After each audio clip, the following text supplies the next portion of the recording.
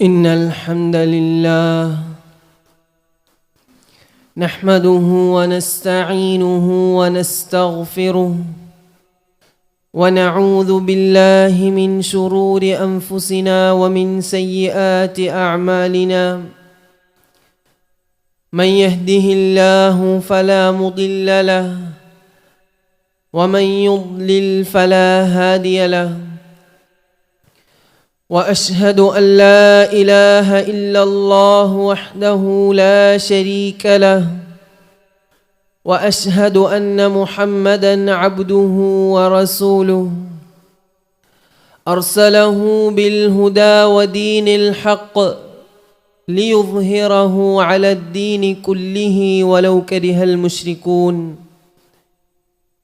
اللهم صل على محمد وعلى آل محمد كما صليت على إبراهيم وعلى آل إبراهيم إنك حميد مجيد. اللهم بارك على محمد وعلى آل محمد كما باركت على إبراهيم وعلى آل إبراهيم إنك حميد مجيد. أعوذ بالله من الشيطان الرجيم. بسم الله الرحمن الرحيم. يا أيها الناس اتقوا ربكم الذي خلقكم من نفس واحدة وخلق منها زوجها وبث منهما رجالا كثيرا ونساء واتقوا الله الذي تساءلون به والأرحام إن الله كان عليكم رقيبا. يا أيها الذين آمنوا اتقوا الله حق تقاته ولا تموتن إلا وأنتم مسلمون. يا أيها الذين آمنوا اتقوا الله وقولوا قولا سديدا يصلح لكم أعمالكم ويغفر لكم ذنوبكم ومن يطع الله ورسوله فقد فاز فوزا عظيما. أما بعد فإن خير الحديث كتاب الله وخير الهدي هدي محمد صلى الله عليه وسلم وشر الأمور محدثاتها وكل محدثة بدعة وكل بدعة ضلالة وكل ضلالة في النار. أوصيكم وإياي أولا بتقوى الله. അല്ലാഹു സുബ്ഹാനഹു വ തആലയെ സൂക്ഷിച്ചുകൊണ്ടും അവൻ്റെ നിയമനിർദ്ദേശങ്ങൾ കഴിവിൻ്റെ പരമാവധി പാലിച്ചുകൊണ്ട് തന്നെ മരണം വരെയും ജീവിക്കാൻ പരിശ്രമിക്കണമേ എന്ന് ഉണർത്തുകയാണ്, വസിയ്യത്ത് ചെയ്യുകയാണ്. അല്ലാഹു സുബ്ഹാനഹു വ തആല അതിനുള്ള തൗഫീഖ് ഏകി അനുഗ്രഹിക്കുമാറാകട്ടെ. പ്രിയ സത്യവിശ്വാസി സഹോദരങ്ങളെ, അല്ലാഹുവിലും അന്ത്യദിനത്തിലും വിശ്വസിച്ച ഒരു മുസ്ലിം അവൻ്റെ ജീവിതത്തിൽ ഏറ്റവും വെറുപ്പോടെയും അറപ്പോടെയും കാണേണ്ട ഒന്നാണ് അശ്ശിർക്കു ബില്ലാഹ് എന്നത്. അള്ളാഹുവിൽ ശിർക്ക് ചെയ്യുക, അള്ളാഹുവിന് പങ്കാളികളെ കാണുക എന്നതാണ് ഒരു മുസ്ലിമിൻ്റെ ജീവിതത്തിൽ ഏറ്റവും അവൻ വെറുപ്പോടെയും അറപ്പോടെയും കാണുന്ന സംഗതി. മോഷണം എന്നതൊരു തിന്മയാണ്. അതിനെ നമ്മൾ മുസ്ലിമീങ്ങൾ വെറുക്കുന്നു. വ്യഭിചാരത്തെക്കുറിച്ച് കേൾക്കുമ്പോൾ നമ്മുടെ മനസ്സിലൊരു അറപ്പ് തോന്നും. മദ്യപാനത്തെയും മദ്യപാനികളുടെ ആ മദ്യപാനം എന്ന പ്രവർത്തനത്തെയും നമ്മൾ ഇഷ്ടപ്പെടുന്നില്ല, വെറുക്കുന്നു. എന്നാൽ അതിനേക്കാളൊക്കെ നമ്മൾ വെറുപ്പോടെയും അറപ്പോടെയും കാണേണ്ട ഒന്നാണ് ഷിർക്ക് എന്നുള്ളത്, ഷിർക്ക് ചെയ്യുക എന്നുള്ളത്. കാരണം മറ്റതൊക്കെയും സൃഷ്ടികളുമായി ബന്ധപ്പെട്ട് നിൽക്കുന്നതാണെങ്കിൽ ഇത് നേരിട്ട് സൃഷ്ടാവുമായി ചെയ്യുന്ന കരാർ ലംഘനമാണ്. അല്ലാഹു സുബ്ഹാനഹു വ തആല ഈ ഭൂമിയിലുള്ളതൊക്കെയും സൃഷ്ടിച്ച് സംവിധാനിച്ച് നമുക്ക് സൗകര്യപ്പെടുത്തി തന്നത് നാം ഈ ഭൂമി ലോകത്ത് ജീവിക്കാനാണ്, നമുക്ക് ആസ്വദിക്കാനുള്ളതാണ്. ആ ആസ്വദിക്കാനുള്ള നമ്മുടെ ജീവിതം അല്ലാഹു സുബ്ഹാനഹു വ തആല എന്തിനാണ് നൽകിയത്? അത് അല്ലാഹുവിനെ ഇബാദത്ത് ചെയ്യാനാണ്. ഞാൻ മുമ്പ് സൂചിപ്പിച്ചിട്ടുള്ളതാണ് 52-ാം അധ്യായം സൂറത്തു ദാരിയാത്തിൽ 56-ാം വചനം. അല്ലാഹു സുബ്ഹാനഹു വ തആല അതിലൂടെ പറയുന്നുണ്ട് മനുഷ്യരെ സൃഷ്ടിച്ചതിൻ്റെ ലക്ഷ്യം. വമാ ഖലഖതുൽ ജിന്ന വൽ ഇൻസ ഇല്ലാ ലിയഅ്ബുദൂൻ. മനുഷ്യരെയും ജിന്നിനെയും എന്നെ ആരാധിക്കുവാൻ വേണ്ടിയല്ലാതെ ഞാൻ സൃഷ്ടിച്ചിട്ടില്ല. അപ്പോൾ സൃഷ്ടിച്ചതിൻ്റെ ലക്ഷ്യം എന്തിനാ ജീവിക്കണത്? അള്ളാഹുവിനെ ഇബാദത്ത് ചെയ്യാൻ വേണ്ടി. എന്തെങ്കിലും തിന്നും കുടിച്ചും രസിച്ചും ഭോഗിച്ചും ഒരു ലക്ഷ്യമില്ലാതെ അലന്ന് തിരിഞ്ഞ് ജീവിക്കുന്നവരല്ല മുസ്ലിമീങ്ങൾ. മുസ്ലിമീങ്ങളുടെ ജീവിതത്തിന് കൃത്യമായ ലക്ഷ്യമുണ്ട്. അപ്പം അവരുടെ ആ അടിസ്ഥാന ലക്ഷ്യത്തിന് ഘടകവിരുദ്ധമാകുന്ന കാര്യമാണ് സഹോദരങ്ങളെ ഷിർക്ക് സംഭവിക്കുക എന്നുള്ളത്. എപ്പോഴും ആ ഷിർക്കിൻ്റെ അപകടങ്ങളെക്കുറിച്ച് നാം ജാഗരൂകരായിരിക്കണം. എന്താണ് ഷിർക്ക് എന്നതിനെപ്പറ്റി കൃത്യമായ ബോധ്യവും ധാരണയും ഒരു മുസ്ലിമിന് എപ്പോഴും ഉണ്ടാകണം, എപ്പോഴും ഉണ്ടാകണം. എന്താണ് ഷിർക്ക് എന്നും ആ ഷിർക്കിൻ്റെ അപകടങ്ങൾ എന്തൊക്കെയാണെന്നും കൃത്യമായ ധാരണ മുസ്ലിമിനുണ്ടാവുകയും ഓരോ മുസ്ലിമും ഇനി വരുന്ന തലമുറയ്ക്ക് നമ്മളാൽ കഴിയുന്ന രൂപത്തിൽ ആ ബോധം ഉണ്ടാക്കി കൊടുക്കുകയും വേണം. നമ്മുടെ മക്കൾക്ക്, നമ്മുടെ കുടുംബ ബന്ധുമിത്രാദികൾക്ക് ഷിർക്കിനെ പറ്റി എപ്പോഴും അവർ ശ്രദ്ധാലുക്കളായിരിക്കണം. അതിൻ്റെ അപകടങ്ങളെപ്പറ്റി അവർക്ക് എപ്പോഴും ബോധമുണ്ടായിരിക്കണം. അതല്ല എങ്കിൽ എപ്പോഴും മനുഷ്യനെ തെറ്റിക്കാൻ അവസരം കാത്തു നിൽക്കുന്ന പിശാച് മനുഷ്യനെ തെറ്റിച്ച് കളയും, ഷിർക്കിലേക്ക് അകപ്പെടുത്തി കളയും. എങ്ങനെയാണ് ഭൂമി ലോകത്ത് ആദ്യമായി ഷിർക്ക് സംഭവിക്കുന്നത്? ഷിർക്കിൻ്റെ ചരിത്രം പരിശോധിച്ചാൽ ആകാശത്തിന് കീഴെ ഭൂമിയിൽ ഒന്നാമതായി ഷിർക്ക് സംഭവിക്കുന്നത് നൂഹ് നബിയുടെ കാലത്താണ്, നൂഹ് നബിയുടെ സമൂഹത്തിലാണ്. ആദം നബി അലൈഹിസ്സലാമയ്ക്ക് ശേഷം ഷിർക്കില്ലാതെ ജനങ്ങൾ തൗഹീദിലായി ഇങ്ങനെ ജീവിച്ചു വരുന്നു. നൂഹ് നബി അലൈഹി സ്വലാമയുടെ സമൂഹത്തിൽ സാലിഹീങ്ങളായ പണ്ഡിതന്മാരായ സൽവൃത്തരായ ചില മനുഷ്യർ പെട്ടെന്ന് മരണപ്പെടുന്നു. അവർ മരണപ്പെടുന്നതോടുകൂടി ആ ജനതയിലുള്ളവർക്ക് വിഷമം. ആ മരണവാർത്ത ഒരേ വർഷത്തിൽ ഈ അറിയപ്പെട്ട സാലിഹ്യങ്ങളായ മനുഷ്യരൊക്കെ മരിക്കുകയാണ്. അപ്പോൾ മരണശേഷം അവരുടെ മനസ്സിൽ ശൈത്താൻ ഇട്ടുകൊടുത്തു, ഇവരുടെ ഓർമ്മയ്ക്ക്, ഈ മരിച്ച സാലിഹ്യങ്ങളുടെ, ഈ പണ്ഡിതരുടെ ഓർമ്മയ്ക്ക് നമുക്ക് അവരുടെ ഒരു രൂപമുണ്ടാക്കി വെക്കാം. ആരാധിക്കണമെന്ന് പറഞ്ഞിട്ടില്ല. ഫസ്റ്റ് സമയം ആരാധിക്കാനല്ല, അവരാരാധിച്ചിട്ടില്ല. ഒരു രൂപം ഉണ്ടാക്കി വെക്കാം, ഒരു ചിത്രം, ഒരു പ്രതിമ ആ സ്വാലിഹ്യങ്ങളുടെ രൂപത്തിൽ ഉണ്ടാക്കി വെക്കാം. ശരി, അങ്ങനെ ആ തലമുറ ആ സ്വാലിഹ്യങ്ങളുടെ ഒരു രൂപം, ഒരു പ്രതിമ, ഒരു ബിംബം ആ സ്വാലിഹ്യങ്ങളുടെ പേരിൽ ഉണ്ടാക്കി വെക്കുകയാണ്. പിന്നെ സ്വാഭാവികമായി ഉണ്ടാക്കി വെക്കുമ്പോൾ അതിന് ചുറ്റും അവർ പോകും, അതിനടുത്തിരിക്കും, അങ്ങനെയുള്ളൊരു ആദരവ് അതിനോട് കാണിക്കും. അങ്ങനെ ആ തലമുറ കഴിഞ്ഞുപോയി. പിന്നെ വരുന്ന തലമുറ കാലക്രമേണ അവരെ ആരാധിക്കുന്ന, അവരിലേക്ക് കാര്യങ്ങൾ ചോദിക്കുന്ന, അവരിലൂടെയാണ് നമുക്ക് മഴ ലഭിക്കുന്നത് എന്ന് വിശ്വസിക്കുന്ന ശിർക്കൻ വിശ്വാസത്തിലേക്ക് കാലക്രമേണ ശൈത്താന് നൂഹ് നബിയുടെ സമൂഹത്തെ എത്തിക്കാൻ കഴിഞ്ഞു. അപ്പോഴാണ് അല്ലാഹു സുബ്ഹാനഹു വ തആല നൂഹ് നബിയെ ആ ജനതയിലേക്ക് അയക്കുന്നത്.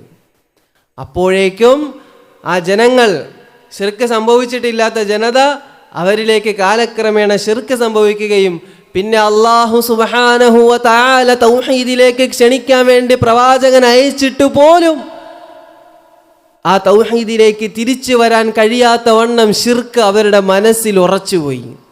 ഷിർക്കൻ വിശ്വാസത്തിൻ്റെ അടിമകളായി, മുശ്രിക്കീങ്ങളായി, കാഫിരീങ്ങളായി ആ ജനത മാറിക്കഴിഞ്ഞു. പിന്നെ നൂഹ് നബി സ്വല്ലല്ലാഹു അലൈഹി വസല്ലം വന്നിട്ടും അധികം ആളുകൾ നൂഹ് നബി അലൈഹി സ്വലാമയുടെ പ്രബോധനത്തിന് ഉത്തരം ചെയ്യാത്ത രൂപത്തിൽ അവർക്ക് ഷിർക്ക് സംഭവിച്ചു.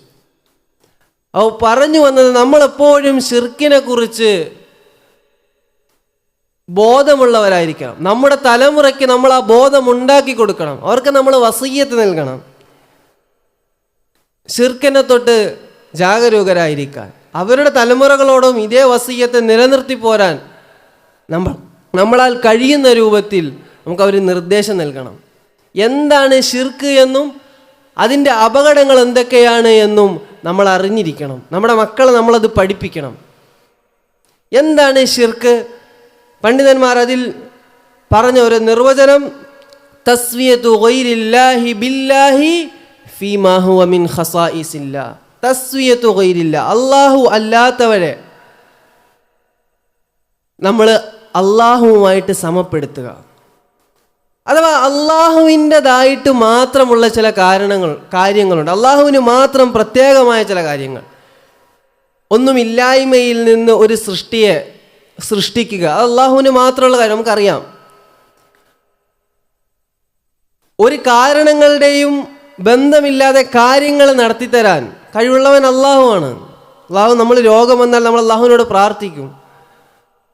അള്ളാഹുവിനെ സംബന്ധിച്ചിടത്തോളം ഒരു കാരണങ്ങളെയും സ്വീകരിക്കാതെ അള്ളാഹുവിനെ നമ്മുടെ രോഗം ശിഫപ്പെടുത്തി തരാൻ പറ്റും. എന്നാൽ മറ്റെല്ലാവർക്കും എന്തെങ്കിലുമൊക്കെ ഒരു കാരണമായിട്ട്, അത് മനുഷ്യരായിക്കോട്ടെ, മൃഗങ്ങളായിക്കോട്ടെ, ഇനി മലക്കായിക്കോട്ടെ, ജിന്നായിക്കോട്ടെ, എന്ത് ഒരു സൃഷ്ടിയാണെങ്കിലും അവരുടെ കാര്യങ്ങൾ നടക്കാൻ അള്ളാഹു സുബ്ഹാനഹു വ തആല ഒരു വ്യവസ്ഥ നിർണയിച്ചിട്ടുണ്ട്. ആ വ്യവസ്ഥയിലൂടെ നീങ്ങുമ്പോഴാണ്, ആ കാരണങ്ങളെ സമീപിക്കുമ്പോഴാണ് അവർക്ക് കാര്യം നടത്താൻ കഴിയുകയുള്ളൂ. എന്നാൽ അള്ളാഹു സുബ്ഹാനഹു വ തആല അങ്ങനെയൊന്നുമില്ല. അത് അള്ളാഹുവിൻ്റെ മാത്രം വിശേഷണമാണ്. അങ്ങനെ സഹായിക്കാൻ മറ്റൊരാൾക്ക് കഴിയുമെന്ന് വിശ്വസിച്ചാൽ ആ അള്ളാഹുവിന് മാത്രമേ നമ്മുടെ പ്രാർത്ഥന ആ ഒരു വിശ്വാസത്തോടു കൂടി നമ്മുടെ ഉള്ളിൻ്റെ ഉള്ളിൽ നിന്ന് ആ മറഞ്ഞ ശക്തിയോടുള്ള നമ്മുടെ പ്രാർത്ഥന, ആ പ്രാർത്ഥന അള്ളാഹുവിന് മാത്രമേ കൊടുക്കാൻ പാടുള്ളൂ. അതല്ലാത്തവർക്കൊന്നും കൊടുക്കാൻ പാടില്ല. അപ്പോൾ അത് അള്ളാഹുവിന് മാത്രമുള്ളതാണ്. വേറെ ആരോടെങ്കിലും പ്രാർത്ഥിക്കാമെന്ന് വിശ്വസിച്ചാൽ തന്നെ അവിടെ ശിർക്കിൻ്റെ വിശ്വാസം വന്നു. പ്രാർത്ഥിക്കേണ്ടതില്ല, പ്രാർത്ഥിക്കാം എന്ന് വിശ്വസിച്ചാൽ തന്നെ വന്നു. കാരണം അള്ളാഹുവിന് മാത്രമേ പ്രാർത്ഥിക്കാൻ പാടുള്ളൂ. അപ്പോൾ അള്ളാഹുവിന് മാത്രമുള്ള കാര്യം മറ്റൊരാൾക്ക് നൽകി. അതുപോലെ അള്ളാഹുവിൻ്റെതായ ചില വിശേഷണങ്ങളുണ്ട്, എല്ലായിടത്തുമുള്ളത് കേൾക്കാൻ കഴിയുക. ഉദാഹരണത്തിന്, നമുക്ക് കേൾക്കാൻ കഴിയുന്നതിനൊരു പരിധിയുണ്ട്. എന്നാൽ അള്ളാഹു സുബ്ഹാനഹു വ തആല എല്ലായിടത്തുമുള്ളത് ഒരുപോലെ കേൾക്കും, എല്ലാം കാണും. അള്ളാഹുവിൻ്റെ വിശേഷണമാണ്. അങ്ങനെ അള്ളാഹുവിന് മാത്രം ഉള്ളതായി എന്തൊക്കെ നമ്മൾ അറിഞ്ഞു വിശ്വസിച്ചിട്ടുണ്ടോ അതിലൊന്നും മറ്റൊരാൾക്കും നമ്മൾ ആ ഒരു അവകാശം വകവെച്ച് കൊടുക്കാതിരിക്കൽ. അങ്ങനെ വകവെച്ച് കൊടുത്താൽ അവിടെ ശിർക്ക് സംഭവിച്ചു. അതിനാണ് നമ്മൾ പറയുന്നത്, അതിലെ പ്രധാനപ്പെട്ട കാര്യമാണ് ഇബാദത്തുകൾ.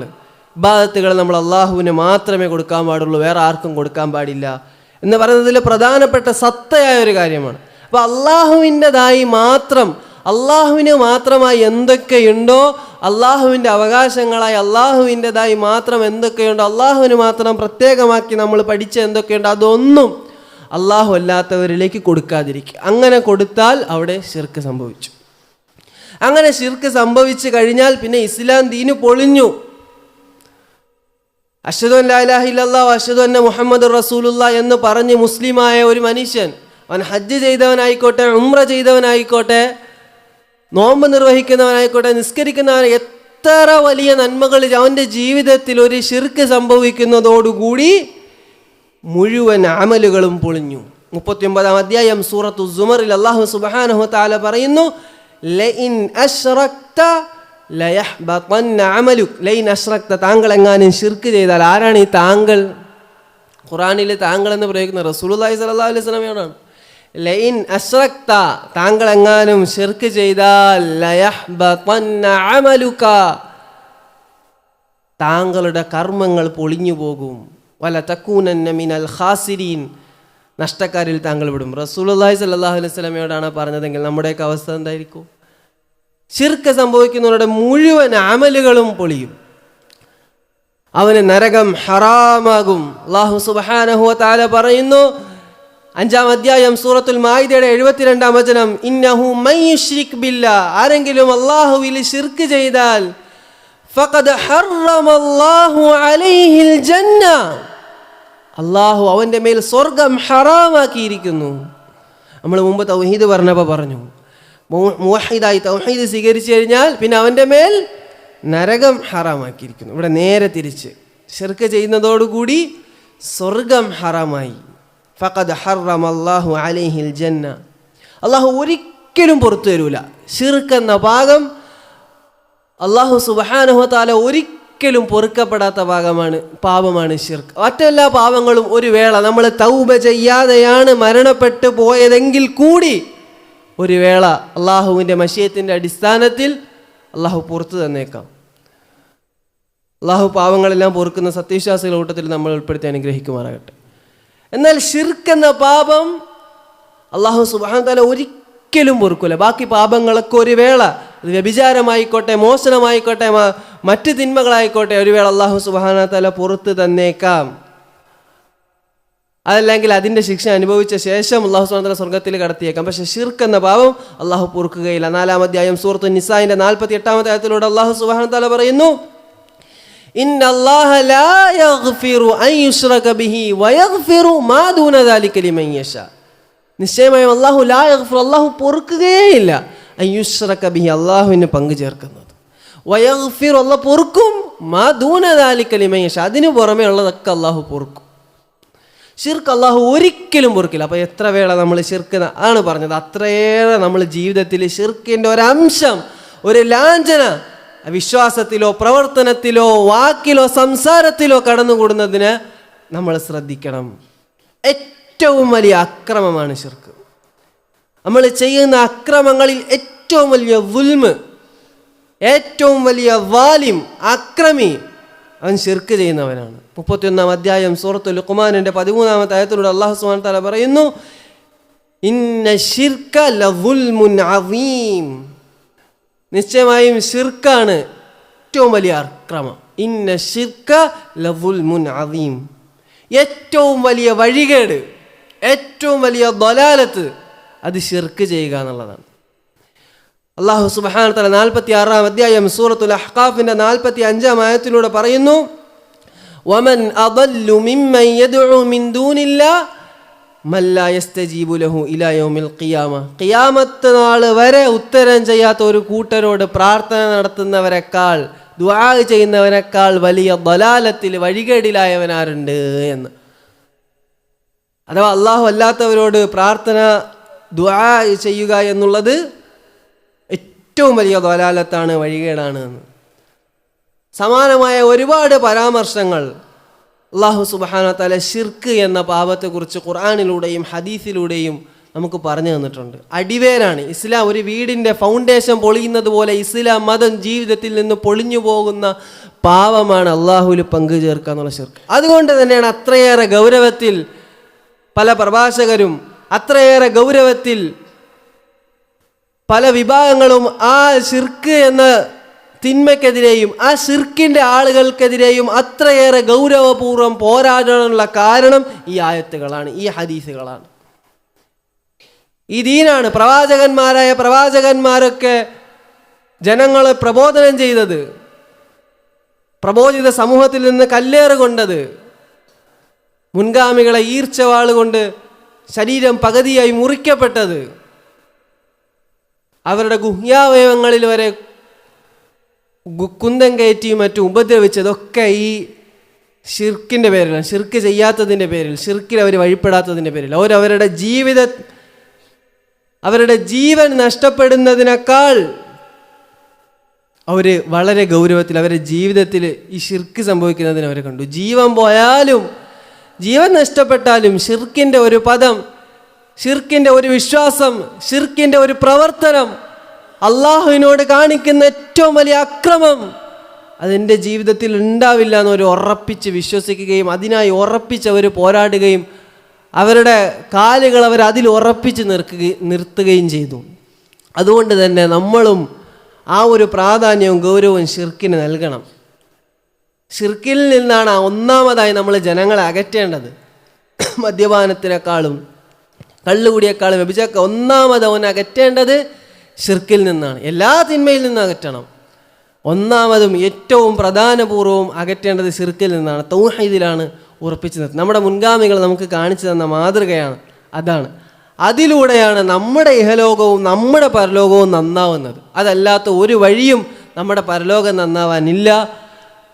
ആ പ്രകാരം നമ്മുടെ മുൻഗാമികൾ ഈ തൗഹീദിനെയും ശിർക്കിനെയും എങ്ങനെ കണ്ടു? റസൂലുള്ളാഹി സ്വല്ലല്ലാഹു അലൈഹി വസല്ലം അല്ലാഹു സുബ്ഹാനഹു വ തആല റസൂലിലേക്ക് ഖുർആൻ അവതരിപ്പിച്ചിട്ട് നമുക്ക് പഠിപ്പിച്ചു തന്ന ആ രൂപത്തിൽ തൗഹീദിനെയും ശിർക്കിനെ കാണാനും അങ്ങനെ തൗഹീദിൻ്റെ ആളുകളായി മരണം വരെ ജീവിക്കാനും ഷിർക്കിൽ നിന്ന് പൂർണ്ണാർത്ഥത്തിൽ ഷിർക്കിൽ നിന്ന് മാറി നിൽക്കാനും ഷിർക്കിനെതിരെ പടപൊരുതാനും നമ്മുടെ അടുത്ത് വരുന്ന ഒരു തലമുറയും നമ്മുടെ കുടുംബ ബന്ധുമിത്രാദികളെയും ആ ഷിർക്കിൽ നിന്ന് മാറ്റി നിർത്താൻ നമ്മളാൽ കഴിയുന്ന പരിശ്രമവും നമ്മുടെ ഭാഗത്തു നിന്നുണ്ടാകണം. അല്ലാഹു സുബ്ഹാനഹു വ തആല പരിപൂർണ്ണ തൗഹീദുള്ളവരായി ജീവിച്ച് മരിക്കാനുള്ള തൗഫീഖ് നമുക്ക് ഓരോരുത്തർക്കും ഏകി അനുഗ്രഹിക്കുമാറാകട്ടെ.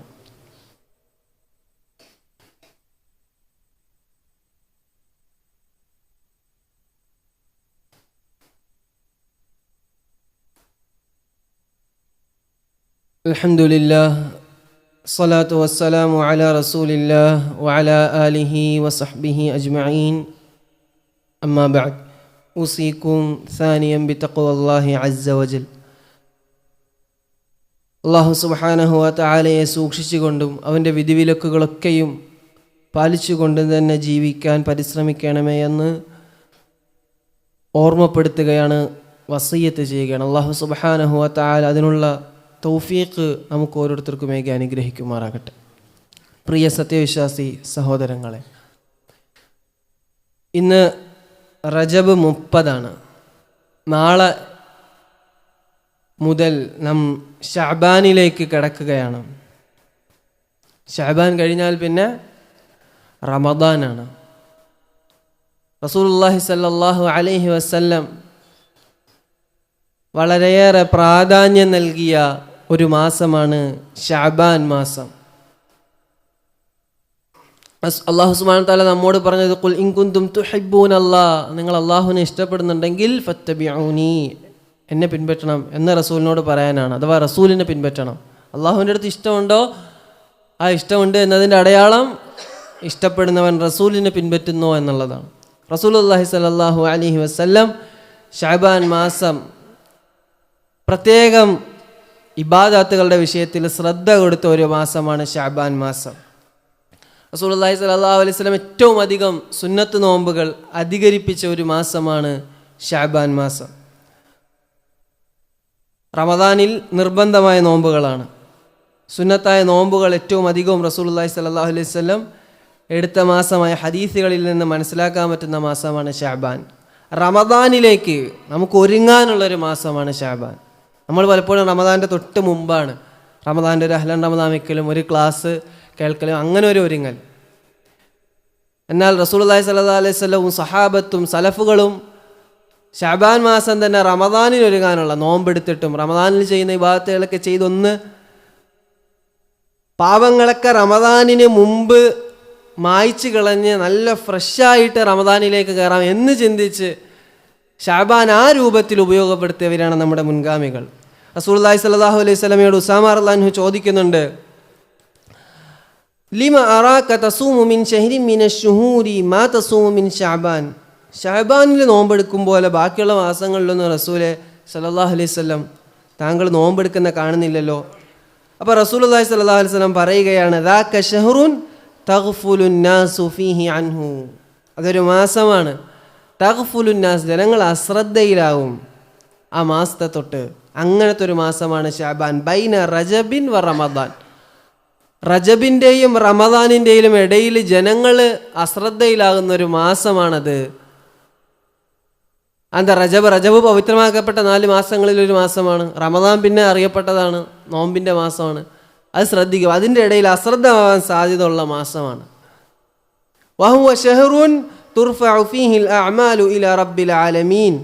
ആ മാസത്തിലാണ് അമലുകൾ അള്ളാഹുവിൻ്റെ അടുക്കലേക്ക് ഉയർത്തപ്പെടുക. വ ഉഹിബ്ബു അൻ യർഫഅ അമലി വ അന സായിമുൻ. ഞാൻ നോമ്പുകാരനായിരിക്കെ എൻ്റെ അമലുകൾ ഉയർത്തപ്പെടാൻ ഞാൻ ഇഷ്ടപ്പെടുന്നു എന്ന് റസൂലുള്ളാഹി സ്വല്ലല്ലാഹു അലൈഹി വസല്ലം പറഞ്ഞത് ഹദീസ് ചില പണ്ഡിതന്മാരൊക്കെ അത് സ്വഹീഹാണെന്ന് പറഞ്ഞു, സ്വഹീഹായ ഹദീസാണ്. അപ്പോൾ ശഅബാൻ മാസം റസൂലുള്ളാഹി സ്വല്ലല്ലാഹു അലൈഹി വസല്ലം അധികമായി നോമ്പെടുത്ത് പ്രത്യേകം നൽകിയ ഒരു മാസമാണ്. നമ്മളെ സമയവും കഴിവും സാഹചര്യവും സൗകര്യവും ഒക്കെ നോക്കി കഴിയുന്ന പോലെ ആ മാസത്തിൽ നന്മകൾ കൊണ്ട് മുന്നേറാൻ നമുക്കും സാധിക്കണം. എന്നാൽ എപ്പോഴാണ് അമലുകൾ ഉയർത്തപ്പെടുക എന്നുള്ളത് ഹദീസിൽ പറഞ്ഞിട്ടില്ല. പകുതിയിലാണോ, ആദ്യത്തിലാണോ, തുടക്കത്തിലാണോ, ഒന്നുമില്ല. എന്നാൽ നമ്മുടെ നാട്ടിൽ ചിലർ അത് ശഅബാനിൻ്റെ പകുതിയിലാണെന്നും ശഅബാനിൻ്റെ പകുതിയിൽ 15 അതിനായൊരു പ്രത്യേക നോമ്പും ആ 15 രാത്രിയിൽ പ്രത്യേക നിസ്കാരവും ആ 15 രാത്രിയിൽ പ്രത്യേകം ഖുർആൻ പാരായണവും പ്രത്യേകം ദുആയും ഒക്കെ നടത്തുന്നതായി നമുക്ക് കാണാൻ സാധിക്കും.